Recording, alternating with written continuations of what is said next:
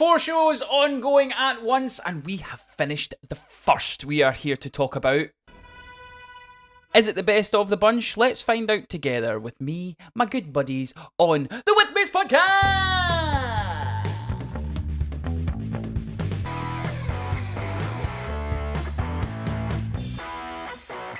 What's happening, trips? Welcome back to the With Mates podcast. My name is Andrew Grayson, your host as ever. And it's a sad day, folks, because we are currently living in one of the best moments in television history. We have 4 ongoing shows that are not only good, they're knocking it out of the fucking park. And we are here to talk about the first show that has come to an end. We are here, of course, to talk about Invincible. Yes, Invincible Season 4 Amazon Prime show has now come to an end. We have done a season beginning review. This will be the season end review. We're going to break down all of Season 4, especially the finale episode. And joining me today to talk all things Invincible, he is the Triple Barrel Man. He is the fearless leader. He is Craig Andrew Mooney. I was just watching Joseph's face throughout that entire introduction and thinking, he doesn't think that. He does not believe that at all. Look at his little face. I'm gonna rock right now. No, wait, we'll get flagged for that. I'm gonna put some money out there that me and a certain Iceman Baby Boone are gonna have quite a bit of butting heads in this episode. Because if it's the only thing we'll be butting, I'll be disappointed. Don't promise me a good time. So, we are here to talk about Invincible. Normally on this podcast, if you're new to the podcast, welcome in one and all. Hit the subscribe button. Hit that big red fucking button on YouTube and subscribe to us because we do lots of nerdy talk. Don't do that because I'm editing this, Craig, and I'm not going to put a button in there where your finger was. We're going to do lots of nerdy talk. We'll be talking about Invincible. We're talking about The Boys. We're talking about Maul. We're talking about Daredevil. There's a lovely Star Wars movie that's coming out next month. So there's lots going on here at the With Mates podcast. So get involved in the conversation and make sure you're subscribed and following along on social media and here on YouTube. But yes, the way this is going to work is we're going full spoilers. We are going to talk about this show to you lot as if you have already watched every single fucking episode of Invincible. There are no spoiler warnings after this. Spoiler warning. We're going to talk all the details. Let's get a general feel for where we are for Invincible Season 4. Who would like to start? I'll start, thanks. I fucking love this series. I think this is my favourite series of Invincible. I think it gets the high moments high, it gets the low moments low, and I think the pacing of the episodes have been pretty spot on. I think Invincible, there is always a little bit of fluff. There's always an episode that is filler. There's always an episode that's like your weekly comic book. But my fuck, when it was good, it was fucking great. And now, I must admit, I'm fucking devastated because I watched most of this show on a little 7-inch tablet in Lincoln. Loved Lincoln, had a great time there, hope I go back. But my goodness, was that devastating when I've got a fucking 75-inch telly in my house and I'm having to watch it on this wee tiny fucking... not shitty, it's a good tablet. But yeah, like, I'm probably going to rewatch episode 7. I'm going to rewatch that on my telly because fuck it, why not? Mm-hmm. But yeah, like to me, I love the storyline with Mark. I love the PTSD angles. I got lots of Alan, who is my favourite character in this. We got lots of Battle Beast. We got lots of Omni-Man. The true introduction of Thrag. I have loved following along social media where people are like, "Oh, what a bitch! Oh my god, what the fuck is he's so OP?" I've loved it all. I've even had time for the fucking romance in it all, which we will get into later on, not just with Debbie, but with Mark and with Eve and all that stuff. But yeah, like to me, I think this series has been the best. There's not been a moment where I haven't, other than the filler, but I got a good warning about that it was filler, so I ended up waiting until the following week where I could watch the 2 episodes in a row. I loved it. I'm a big fan of Invincible. I will jump straight in. Andrew, you are spot on. It was like watching a comic book. Lot of still frames. Cool, right? No, pause. That's that. I'm coming in right now. This is how it's going to be, right? I was going to wait until later on for this, right? Because this is my biggest gripe with people and with the nerddom and fandom of this show. Fucking grow up, right? See all these fucking idiots. The animation style, I don't like that. Fuck up. This is it. This is what Invincible is. This is the animation style that they have chosen. It's not them not spending money on it. It's not them, because again, there's going to be a big old love in for Maul Shadow Lord with the animation style when we talk about that in a couple of weeks when it finishes, and that's going to be one of the biggest positives. But that's the style of that show. That's what they've chosen to do. This show, this is the animation style, and I like it. I'm going, right, cool, this is what it is. It has the still frames. It has... Because it's easy to understand. Say again? Did you just say because it's easy to understand? Are you saying I'm stupid? I have a degree, motherfucker. It might be in pretending to be a tree, but it's a fucking degree nonetheless, right? I like it. So, I would say, overall, as a series, I'm giving it maybe about... Right now, 6 or 7 out of 10. 6. And hey, you stop that shit, Joseph. What? Enough of that fucking shite. 6 or 7 out of 10. That's what I would say. No. Like, don't get me wrong. There was some very enjoyable moments. However, I'm going to hard disagree with you about the pacing. I thought the pacing was rather disjointed in places.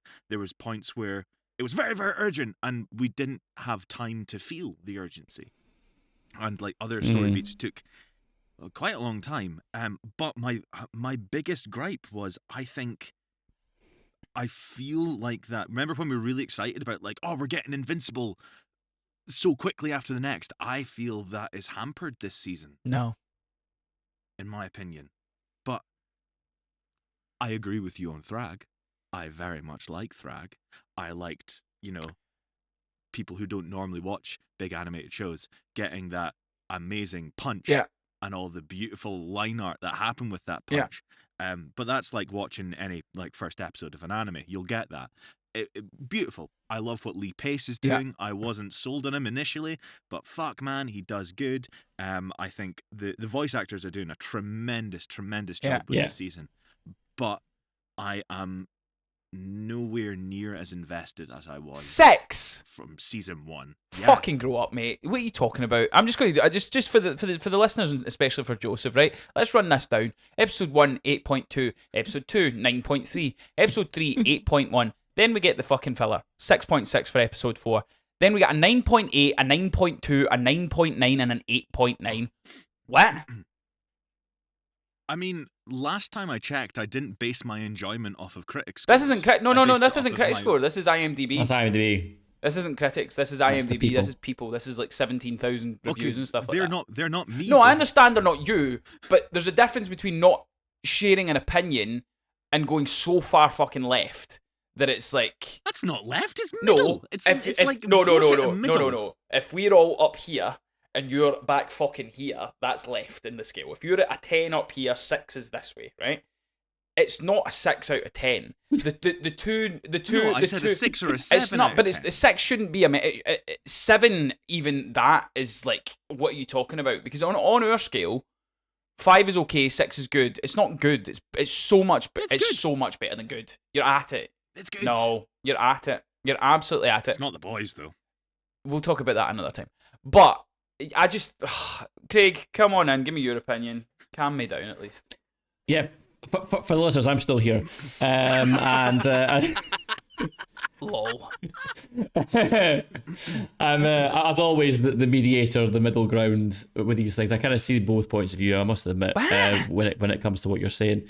I mean, I'm much more positive, I think, than Joseph, for sure, and I'm more leaning towards Andrew's point of view as well. But I will say, I don't think it's the best season. I think season 1 for me is still the best season. I think season 1 had the best storyline and story structure of all of the seasons of Invincible. I think that I think for me that the only episode in this season where I was like, this is disappointing. Actually, I there was 2. There was episode 4 and episode, was it 7, 6 or 7? 7 I think was it 9.10, mate. Joseph, Or 9.9, sorry. I'm gonna reach you this fucking webcam and slap you. All right, you Gen Z motherfucker. So This is the first time And I've actually, actually seen you properly riled by something. this is work with children this past year, I do. and then you'll understand. I do work with kids. Well, oh yeah. Well, you're even worse then. Even worse that you're doing it. I do it. It's hilarious. It's hilarious. It means nothing. Art is dead. Yeah. Continue, Craig. Thank you. Whatever. There was 2 dud episodes in this season. I thought that were quite. I hated the devil episode. I thought that was an Right. absolute Yeah, waste of time. that's I one. thought it was- But what's the other one?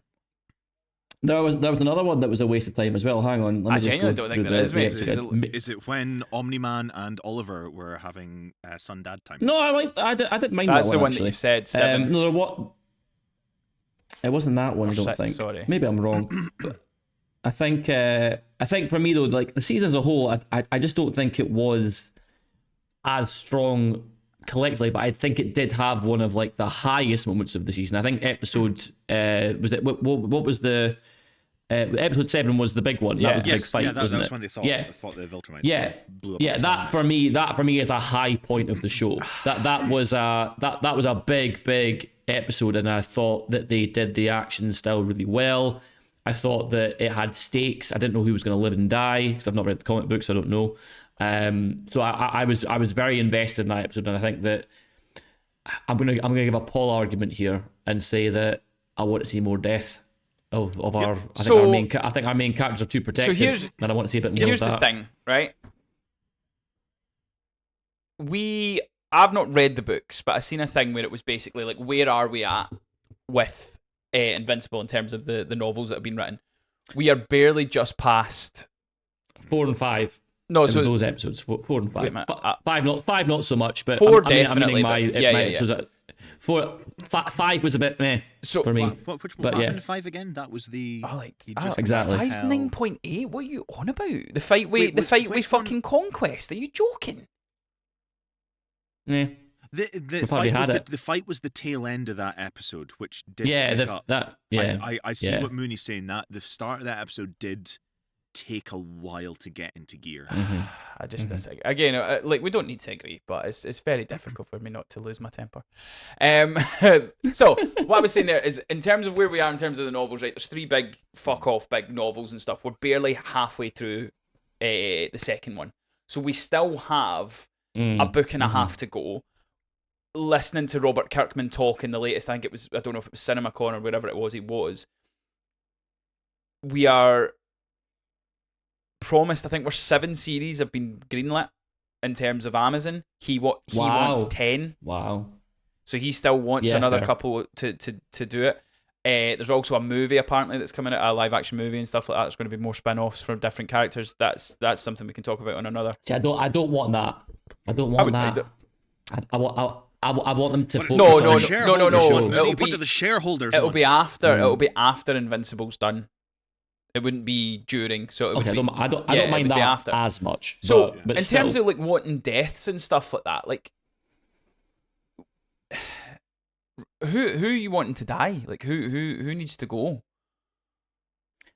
Because I think at this point the who Guardians gives a of fuck? Right. the- So this whatever is they're where I'm called, talking about the pacing. They're a moot point But now. this I is don't really it. understand what even they're for. But this is what anymore. I'm saying though, is like this is why I enjoyed the pace, right? So see if you look at the structure of the 8 episodes, right? So your first 3 episodes are all really good. Second episode until the last couple was my favourite. The stuff with the flashbacks, you seeing Viltrumites battling each other, and you seen the big kind of Saturn ring of like dead bodies and all that. Like, it was stunning. Like, it was so interesting. It That was a was a good episode. flashback episode that I said at the time, I don't normally like flashback episodes, but this one just was so entertaining and so engaging and stuff like that, right? Then you get the filler episode where he battles the devil. Cool. It happens. Like, you're not going to get hit for hit for hit for hit. But after that, like 5, 6, 7, and 8 are all so good for very, very different reasons, right? Now, again, I get you're saying like, oh, it was maybe a slower episode, and then episode 5 I'm talking about, sorry, and then you get the big battle at the end. My friend Duncan, who actually recommended Invincible to me many, many years ago, he texts me It's like, if you watched it, I says I hadn't watched it, and then I finished it. Text him last night after I finished it. He texted me this morning, just being like, didn't like last episode. Where the fuck was it? I wanted more battles. And I was like, you can't have that every episode. For me, which I'm going to take this kind of just wee section. We'll talk about the finale, and then we can get back into like the series as a whole. But the finale for me was the perfect example of why I think they're getting the pacing correct. Because you get these big build-up fights, and then you get the oh wait, he's not actually the big bad, there's this guy, and then you get the introduction of Thrag, and you see how powerful he is, and then you're sat there going, right, what the fuck are we going to do? And then you get this nice lull, and I love the stuff that they're doing with Mark's PTSD. I love the fact that he's obviously really struggling with similar stuff to like what we've seen in many different comic book movies with like Spider-Man, like, oh, it's the ones you love that are going to get hurt the most and all that pish. Mm-hmm. Loved all that with Eve. Mark likes him thick now. That was a nice. I was like, me and you, Mark, we fucking love it. But again, was in the comics, so I love that they're kind of keeping it comic book accurate and all that kind of thing. There's stuff within that I was interested in, with like the whole getting pregnant, having to abort the child, all that stuff. Where I'm like, fuck it, like this guy, like even his home life, he can't catch a break. He can't come up for air. He can't breathe. And he's now worrying about like having to like imagine his mum getting killed by Thrag, and like the opening as well with the Viltrumites coming to Earth, and you get this big fucking tsunami and all that. I was just like, I like that opening sequence. That was like it was very nicely done. I personally would have liked one less PTSD flashback. Okay, I agree. I think there was just one too many for me. And when he saw Thrag in the sky, I was like, okay, this is when it's going to be real. I felt it was quite telegraphed. I didn't. And I think they did that for just more, for people who don't normally watch these sort of things.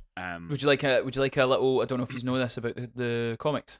So I've already shout out New Rockstars. I've watched their breakdown. It's fantastic if you're interested in breakdowns. How Nolan was there in the comics? So and it was Mark. So in the comics, they when they first arrive to Earth, Thrag's there.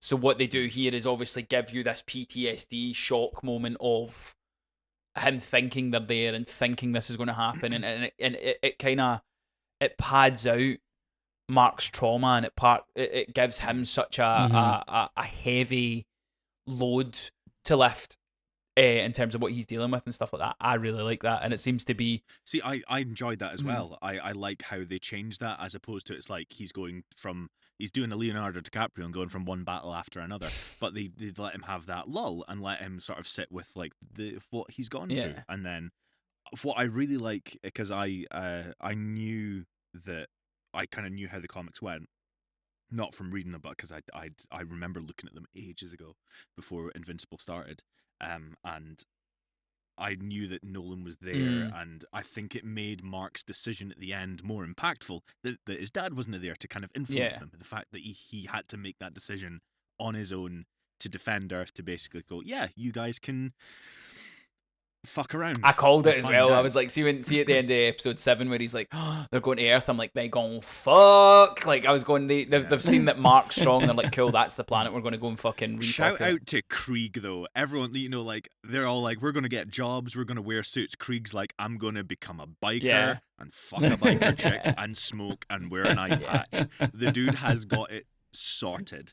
I liked how they did the PTSD stuff. I liked how Mark is kind of going, yeah, maybe I'm not so invincible after all. Maybe I do need help. I like that. I think episode 8 was one of my more preferred episodes of the season. I loved it. I thought it was great. Because of the lull down. I loved it. Yeah, that seems to be like the new kind of norm, I would say, where you have our climactic episode in the second penultimate. Last episode, and then we have penultimate, and then we have our kind of, as you say, the kind of come down after that, and kind of how everything kind of plays out and setting up next season. I think it was actually Game of Thrones. I'm actually rewatching Game of Thrones just now. I think it was Game of Thrones that actually kind of coined that, because I'm rewatching it and going, oh, every major episode is like the episode 9, and episode 10 is like the kind of aftermath. So I don't know whether that's when it started, but any other TV tropes that they coined, Craig, like poor character choices or or strange writing or removal from original. Not Is till there anything else not like that till that you did? episode. Not till season 8, Joseph, and maybe a bit season 7, but not till season 8, Joseph. Okay, Game of Thrones. By the way, I forgot how good Game of Thrones was. I Side could note, happily it is argue amazing. with someone about, like, it's not great, but it's not as bad as people make out. The last series. I will let you know in a few weeks when I finish it. It's not. Again. Look, there's lots of stuff. There's lots of plot holes in terms of like, oh, the fucking time jumps and how quickly people travel. And I'm like, yeah, but we're wrapping up a series. Nobody wants to watch fucking people walk it. Right, again, we can maybe do a wee Game of Thrones debate another time. But yeah, in terms of this episode, in terms of the finale, like I love this. I love the stuff with Eve. It was like I was very conflicted because again, at the same time, I was like, how could she not tell him? And how could she do that without letting him know? But at the same time, it gives Mark more of a like, I'm not here to protect and to be here for these decisions, and I'm missing this, and it's because I'm doing this. But then if I'm not there, or other people, he's in such a fucking tough place to be this person that so many people depend on, that he can't be there for the people that he truly loves and stuff. There's a new my mate again, Duncan, shout out if you're watching, hates Oliver, and I'm kind of like, I don't mind him, but I can understand the hate. And I've seen so many like montages on social media where he's like, why are you guys so scared of conquest? We can and it's like bitch slap, and I'm just like, yeah, Oliver, you need to fucking know your place, mate. He's Robin. Yeah, he's a Robin type character. That's the kind of vibe. I just want to take this moment as well sense. to give condolences to our good friend Paul. Polly Smack, of course, I'm talking about. He's a big romance. He's a big romantic at heart. And for Paul, we know the biggest takeaway that he had from the final episode was Debbie is now single. She's now single. We don't know if she's ready to mingle yet. She doesn't seem ready to mingle, but they're still going to be there for each other. So yeah, rest in peace, Debbie and Paul. Oh, sorry. I mean, who gives a fuck? It's sad. Not me. It's really sad, but she's already back with her man. Yeah. Nolan. He's gonna carry her up to that space station. Away to the space station to see her other son. It's a tale as old as time, really. When Pauls are left in the dust, Nolan's swoop in. But be a Paul. Be a Paul. Don't be a Polly Smack. Yeah. We've got enough. One.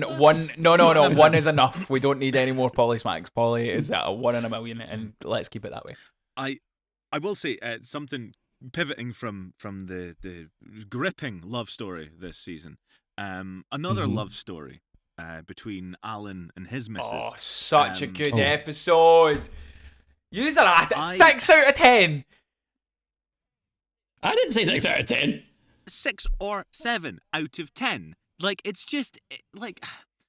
Andrew. It's minimum an 8, mate. Like, what are we on, man? No, it's not minimum an 8. Okay, right. So the reason why I feel a little bit let down with this is because the actual content of the show, I feel could have been bolstered by the pre-production. I felt like the cinematography within it was rather boring. A lot of conversations were shot reverse shot. There wasn't a lot done by the camera. When there was like sweeping shots, it was a still image just being rotated. There could have been more done with it. I felt. But your fantasy. But this is my thing, right? And again, each to their own. If this isn't for you, that's fine. I'm not going to argue with it. But just to kind of counterpoint what you're saying, to me, that's what this show is.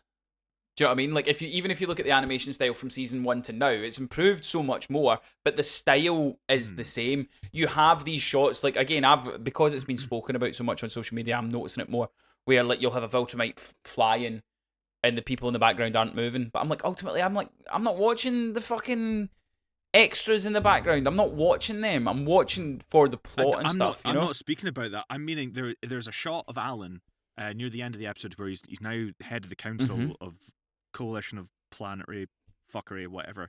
And normally when we talk, there is head movement, there's arm movement, but it was just he was rock solid. He was still, and it was just the mouth going, and then he looked a little bit, and then once he turned like that, like just like over his shoulder, everything feels very static when there's conversation. The animation's gorgeous when there's a combat sequence, but I feel it's being let down on the more slower side of So things. the way I look at... I'm not saying the animation is No, bad. I know. I'm saying it's lacking something that I enjoy. So my argument, my counter to that is I think that's a choice. I think they're going, right, when we have these moments where it is dialogue and that's furthering the plot, or if it's two people just having a conversation, this is what we're going to do. I don't think this is them lack of ideas or laziness, or I don't think it's anything like that. I think they've went, right, this is what the show is going to be. Like, because again, when I first started watching this, I was going, there's something off. I think it was like there was no like background music. It was all very silent when it was two characters just like talking to one another. When I initially started watching Invincible, now we're 4 or 5 seasons in. I'm going like, well, yeah, this is what it is. And then you do get your episode 7 where you get the battle scenes and you get them like winding up and you get the big swirl and the put all like the fucking Alan uppercutting someone through the belly and out through the mouth. Like that's. The train sequence in the first season is where a lot of the animation, like that's where a lot of the focus would have went. But like to me, I think it's a choice. The same way as if you look at, again, I brought up Darth Maul. Every scene, and I'll go into more depth when we talk about Maul, but every frame of that show could be a painting. It's gorgeous, like the way, the style, the animation, all that stuff. To me, this is, they go, I don't know, I've just come to enjoy it. I think it's the way they choose for it to be, so that when they get to these big kind of scenes, it does that. So you're saying they've wrapped up a bug as a feature? What does that mean? You know, like in a video game where the game kind of glitches or something goes wrong, something's not as intended, and instead of like changing it and fixing it, the developers go, "Oh no, we meant that. We meant for that to happen. Don't worry." No, because again, so my argument to that would be, if you look at the quality of the animation from season 1 to season 4, it has improved. If you look at the style in terms of how they choose to direct and they choose to animate the conversations and stuff, the style's still the same. Yeah, it looks. Yeah, I see what you're saying. I was being flippant, but I feel I'm just it. Not to sound like I like big flashing lights and booms and explosions and things like that. I found a lot of the shots boring, and I found my attention drifting. And I don't sit and scroll when I watch TV shows. I don't like being distracted. I like taking as much of it in as possible. But I found myself sitting waiting for the next action sequence. Yeah. Which because I'm they're not the normally like. But they're the best things in it. Like they are. And I think that's. I'm not saying they're not the best. It's not a quantity. No, I know. Not a but I'm saying thing of like things are best or I'm not. trying. I should be able to enjoy the bits in between as much. I agree. I'm just saying I think that's done. I think that's the intention for what they do, is they put more into the battles so that those like moments are more poignant and you go, oh, like jaw dropping and stuff. Whereas, well, it's a silly intention and they should do better. I could be wrong. That might. That's what I say. Could be somebody listening in and going, mate, we appreciate you sticking up for you, but you're completely wrong, Andrew. That's the way I look at it. Is to me, is I'm going, see the stuff where it is like minimal. They've just went minimal. Whereas when you've got the big battle stuff, they've went, right, let's go tong. Craig, what's your thoughts on the animation and the look and stuff like that? I think, to be honest with you, I think I'm going to lean more towards Andrew on this one, because I think it is in the sense that, no, but Joseph has a point. But what I'm saying is, I think that that you're right in the sense of that it does match how the show's kind of always been. I don't think the show has gotten worse in that regard. I think it's just not innovated, which again is an issue in itself. So I'm kind of coming at it from both ways. I think they could do more when it comes to those kind of scenes, but I think it is just the way the show is. And I think that is, I don't think there's a reason in the sense of that they're doing it to make the action sequences better. Yeah. I just think that's just how they've chosen to do those scenes. Yeah. But I do appreciate what Joseph's saying, and I think now that I'm kind of watching more of these kind of animated shows, anime shows as well. Like I devoured Mighty Nine, Vox Machina. I've seen different types of animation styles where I'm kind of going, that's maybe the gold standard now. That's maybe what we're looking for, and maybe the Invincible's not quite matching up to that anymore. But you know, I think it's a choice on their part. The thing that kind of pisses me off just now, and again, I should really I'm really considering coming off social media.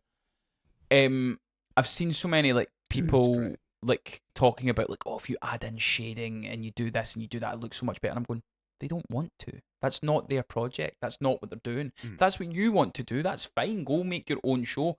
This is what this show is. They've not changed anything. This is what it's been from the start, and this is the style that they've went for. You either like it or you don't, which is fine. Pick a lane, cool. That doesn't matter. But like, to me, I have a big problem, and me and Paul always have a fucking butt heads with this. It's more with plot, but when people fantasy book and go, that would have been better, I'm like, well, go and fucking make it then. This is what they're doing, and you judge what they're doing on what they're doing. Don't be like redoing other people's work, going, oh, this would have been better. Cool, go fucking make it then. Yes, good boy, Craig. Thank you. My biggest gripe with the show is actually something that they've... And again, I've not read the comic books, so I don't know how involved this character is in the actual story going forward, but I really think they've dropped the ball with Will, with his friend. Like he had one scene with him, I think 1-to-1 this season, and then he had maybe another scene with like all four of them in this episode, the finale. They also recast him as well. They also recast him as well. Because I'm not surprised, because I imagine the main actor either probably was unavailable or said, you know what, I'm not coming back for like 2 scenes, so why just get someone else to do it? So I mean, I'm speaking for the actor, but you know what I mean. Like this is a character who was Mark's best friend and was like his closest confidant for like the first season, maybe first 2 seasons. Yeah. And he's just like kind of arc with the reanimated people, the doctor that's now trying to do the interdimensional travel with Cecil and all that. Yeah, I feel they've really dropped the ball on him. And the right thing that really annoyed me in that scene was the writing highlighting, oh, someone else understands what Mark's going through. It was like, I've seen that look somewhere before. Oh, where have you seen it? That was bad. In the mirror. In the mirror. Off. It's so... Yeah, that wasn't good. That wasn't good. That felt like that could have been written better. That could have been like an actual scene where someone goes, Mark, you're not okay, buddy. I know, because I've been exactly where you have. Obviously not seen the same shit. I've not blown up a fucking planet with my bare fucking fists. But I felt that was sloppy in a way. And that bit of dialogue felt like it felt like it was written by someone who doesn't understand it. Can you guess what my response is going to be to you guys? Oh, it's not about that. It's about the action. Bang, bang, lasers, pew, pew, pew, sex, things like that. Grow up? No. Who gives a fuck? Who gives a fuck? Who the fuck is Will?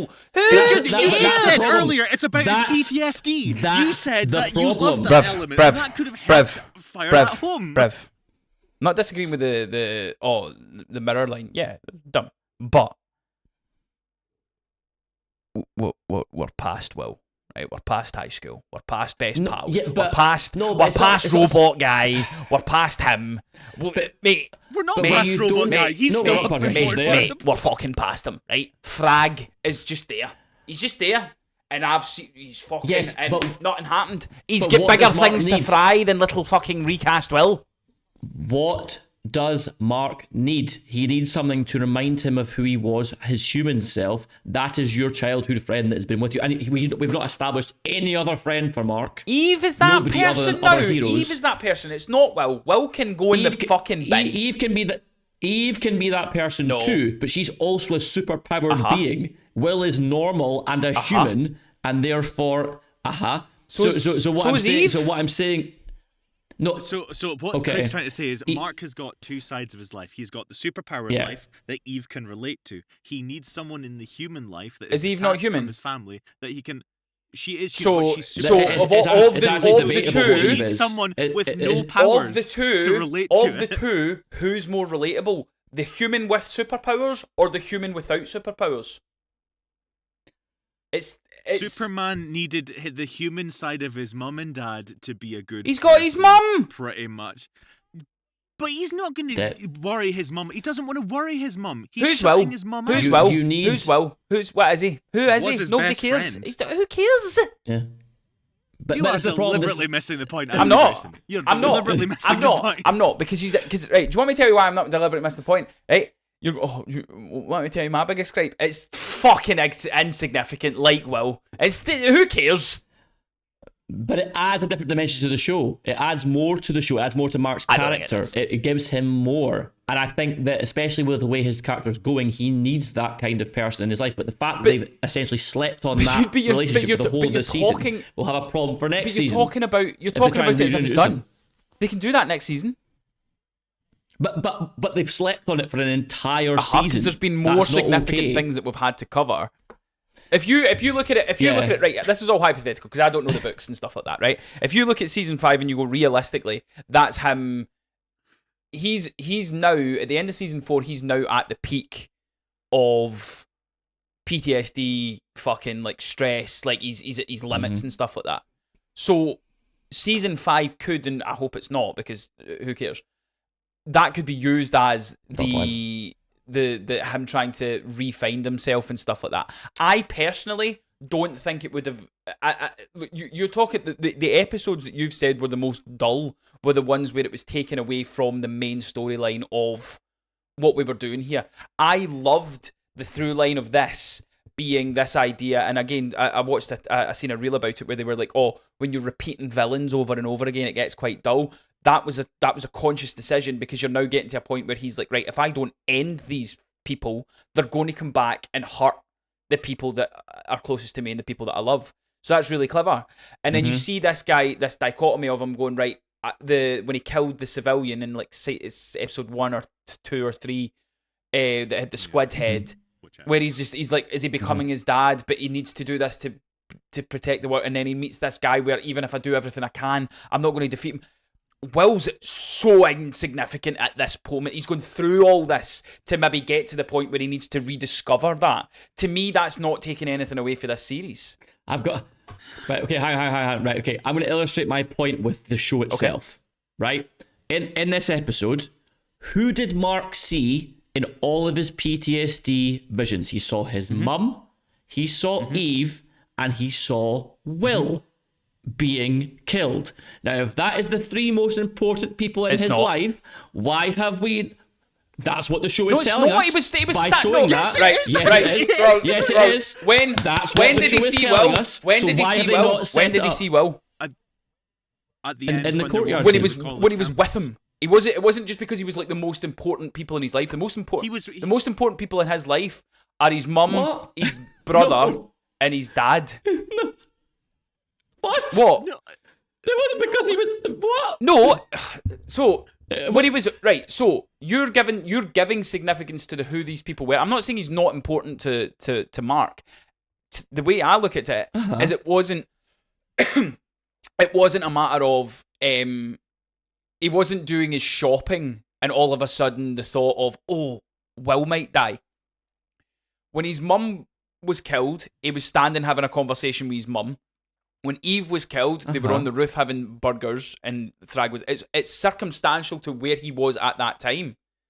So I'm not saying he's not important, but you're putting more importance on it than it, to me, than it's relative. He was with Mark...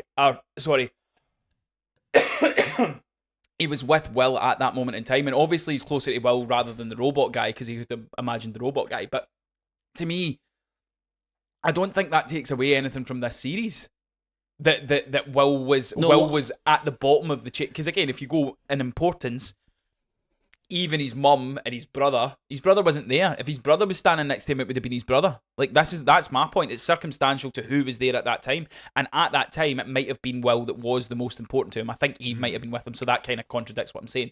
But the point I'm saying is it's circumstantial to where he is and what he's doing with the people at that time that he's imagining. That's who's dying. Do you know what I mean? Like, see if it was like, see the Joseph. opening scene when the Viltrumites are coming down and he's imagining it. If it was Will there, Yeah, okay, I could see that argument.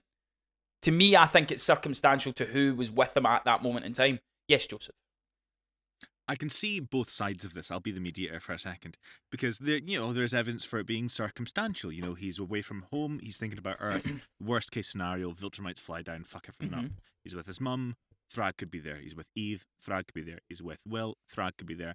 When he's speaking to Cecil at the end, Thrag is there in that sort of that little imaginary bit.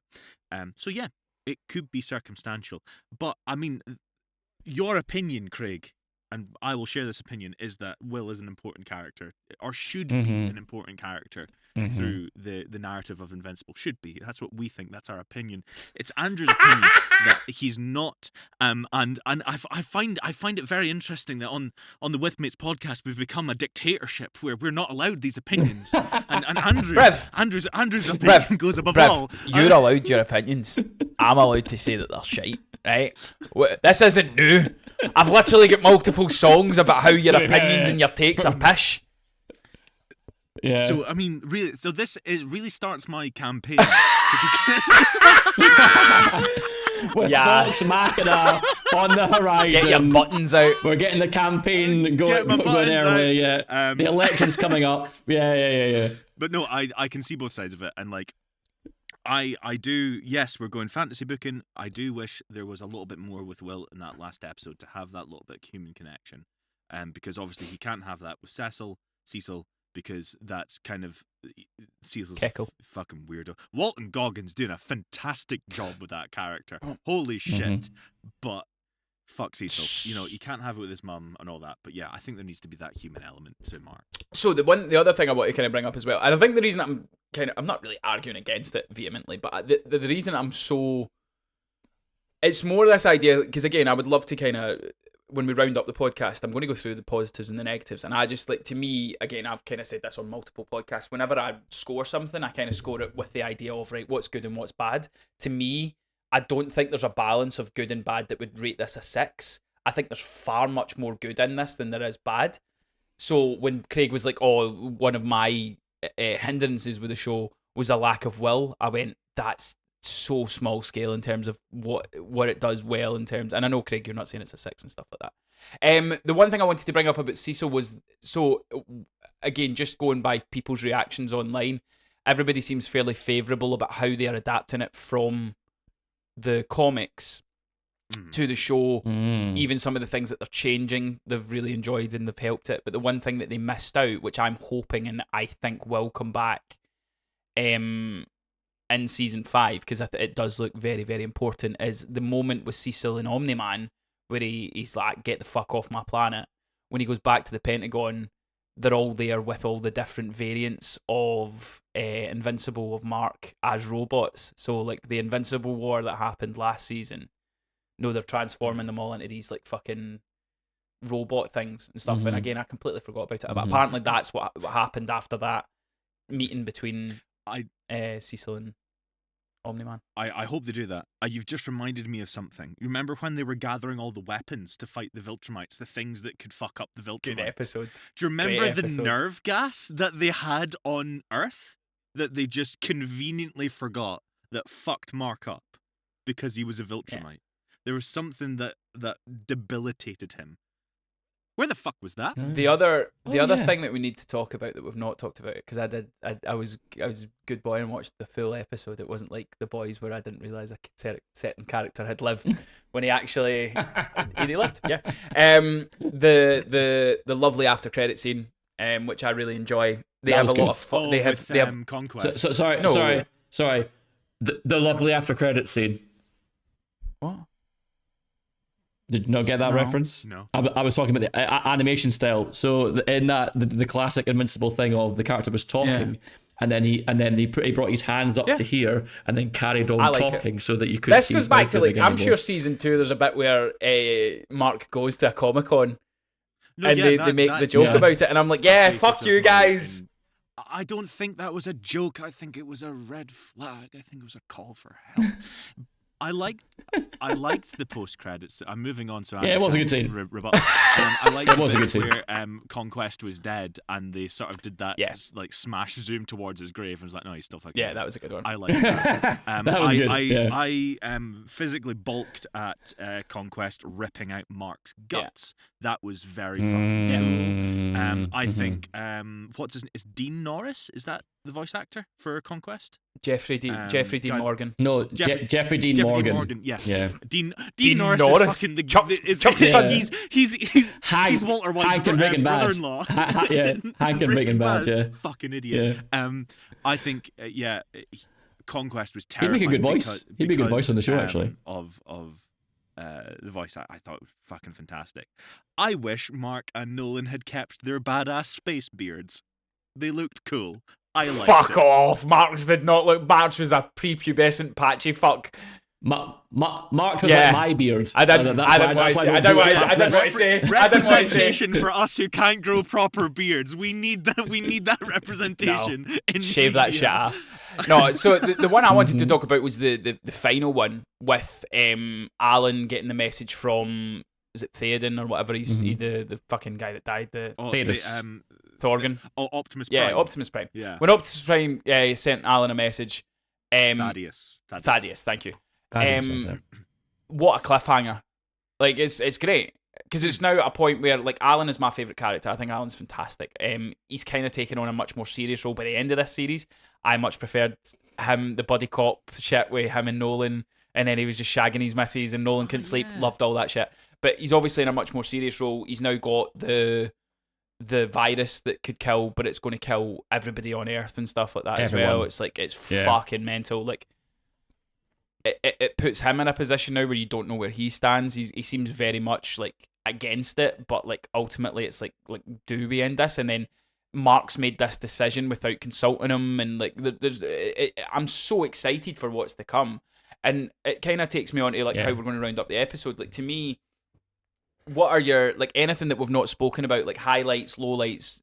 Now's the time, but like, just I'll throw mines out there. Like, in terms of my favourite things about this is episode 2, the flashback stuff. I don't normally like flashback episodes. Loved it. Loved seeing Viltrumite at its peak, at its strongest and stuff, and ultimately it gave you a look as well. Like, there was so many moments, even like the later series, where you see Thrag and he's like, "Oh, we've been betrayed. Would you betray me?" And he's like, "No, never." And he's like, "Don't believe you." Smash. And then they all just start fighting one another. Like, it is such a fucked up planet that they can cull their own and all that kind of stuff. So that second episode was such a standout to me. There's so many gorgeous panel shots. Like, that shot with Conquest about to slap Oliver is such a good shot. The brutality of Mark fighting Conquest, where he's choking him and you just see him starting to lose and his guts are getting pulled out. It was such a tough watch. The entirety of episode 7, loved the whole getting the gang together, like the dinosaurs that would eat them, the guy with the gun, Techno Suit, Battle Beast. Yeah, Battle Beast. All Beast. the like to me, I'm going, yeah, it's a real like kind of Avengers moment where you're like, right, what are we going to do? And a retroactive thing that I've really enjoyed is seeing people like go, "Oh, Thrag's a bitch," to have the ultimate fuck you moment of, "Oh my god, what are we going to fucking do?" Like, that forehead moment with the devil, and I was just like, what the fuck? And even if you ask me what's a scarier voice, I think Jeffrey Dean Morgan as Conquest is terrifying. Because you get that. It's the same way his character in of Negan in Walking Dead. There's a you can hear the smile on his voice. But to quote the youth of today, the fucking aura coming from Lee Pace's Thrag, that we are here moment, I was just like, oh my.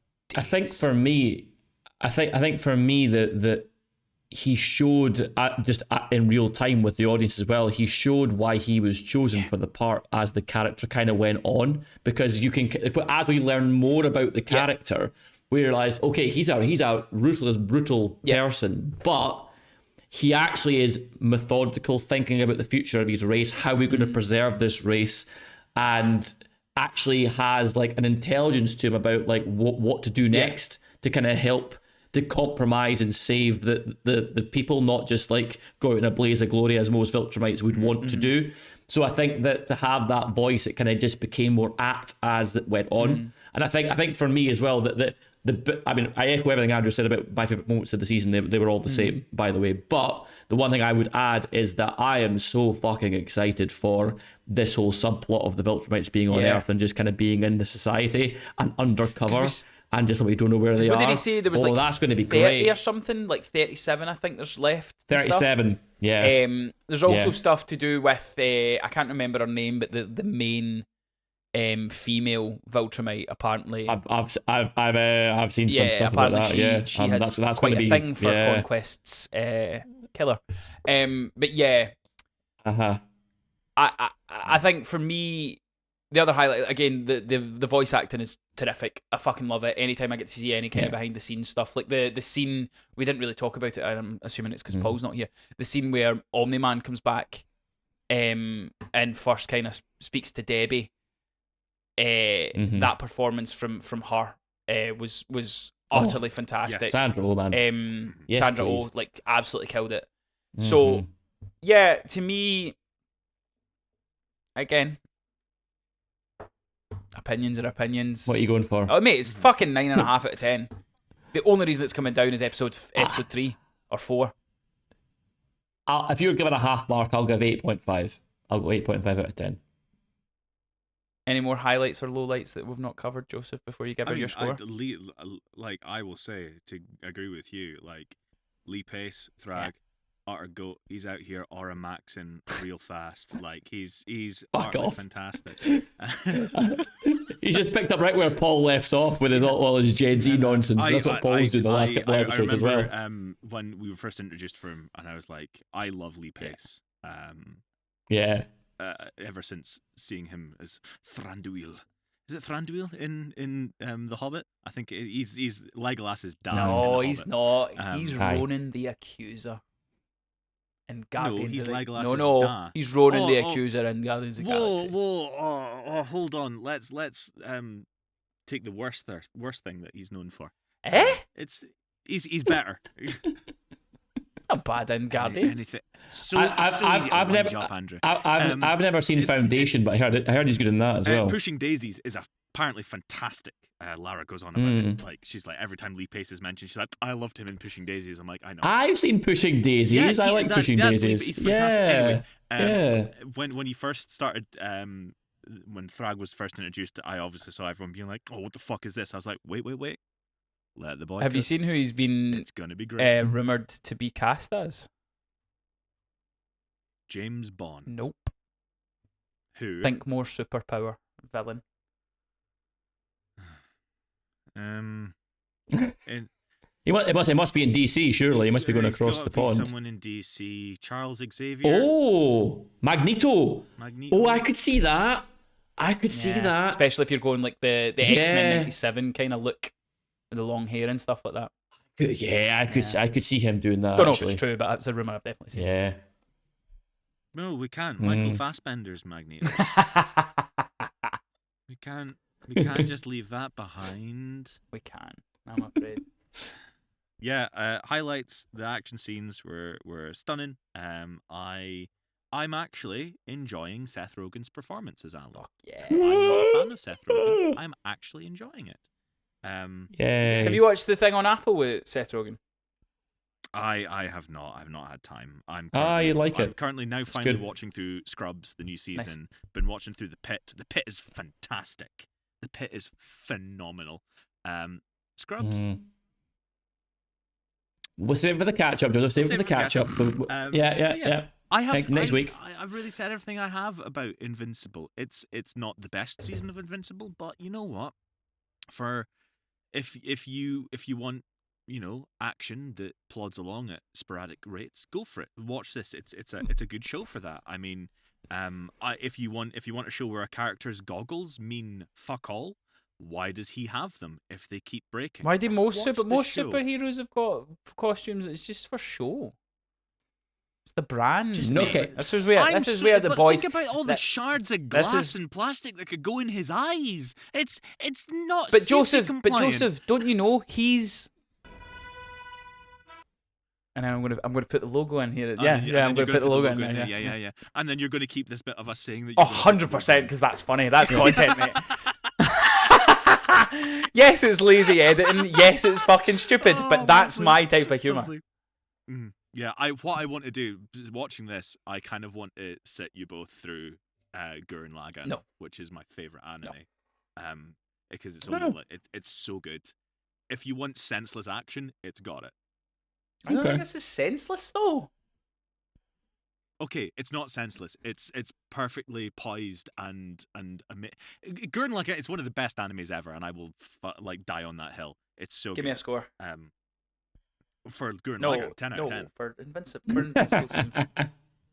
Just so you don't cry, 7 out of 10. No, give me your honest opinion. Give me it. For this season, You 7 out of 10. If you ever want to know or want an example that Thanos was correct in terms of everything is balanced, Polly Smack. Say, don't snap Joseph. No. We love Baby Boone. We want to keep Baby Boone here as long as we can. I've never known Polly Smack to be as positive as he is currently, right now. Right? And I've never known Joseph It's- Boone to be as negative I know. as how he is right now. What's happening?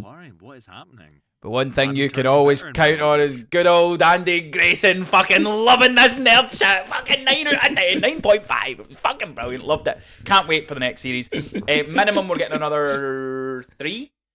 Possibly getting another 6. I'm fucking here for it. Loved Invincible. Get in the comment section. Let us know what you give us your score. That's all you need to do. Comment your score. What out of 10 did you give this season of Invincible? What were your favourite bits? What were your least favourite bits? Are you team Andrew? Are you team Joseph? Are you team Craig Fence sitting? Like, well, fucking let us know. Let us know. Yeah, we've got plenty coming here. This is the first series that is. Old fence ceremony. I was like, old scissoring Mooney. What's Mooney doing just now? Yeah, let us know in the comment section. Get involved. This is the first series that's come to an end. I think the next one might be Daredevil. I think it's Yeah. Daredevil next. So we will I be need to catch doing. up on that. Oh, mate, right. Can I just say? Oh, here's a question. I can't remember what we all said. Hmm. If Yes. if Lara was doing the edit, then I would be like, put it in here. But I'm doing it, and I'm not doing that because I'm not professional. We made predictions of what we thought was going to be the order that we were going to enjoy these. Mhm. I think this is going to be 3, Mhm. and the fact that this is going to be 3 makes me so excited because Oh, I know hands down. My list is going to be from lowest to highest. It's going to be Boys, Invincible, Daredevil, Maul. Oh, interesting. Mine's I think almost I the am- same. Because Mine's I know almost I'm the not gonna be in same. the Boys pod. I'm so bored. I'm bored. Just fucking kill the boy and let's wrap up this series, please. I'm going to leave my opinions until when we do the boys podcast. I don't want to give anything away. But yeah, get in the comment section. What of these shows are you watching? What of these shows is your favourite? What show do you think is going to be the best by the time we get to the end of all 4 of those shows?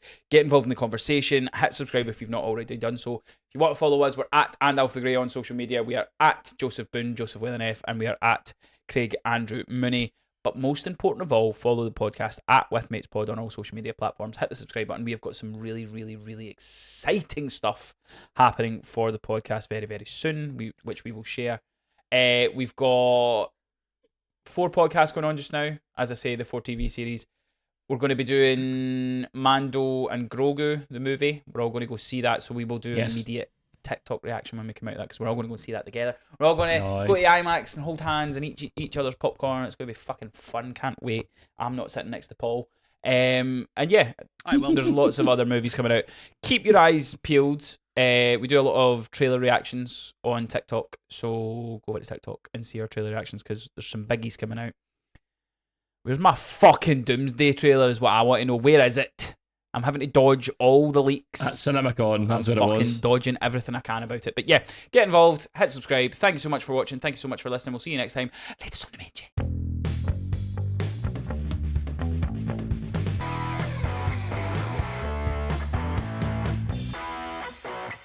Oh, Debbie, you came and you broke up with Polly because Omni-Man came back.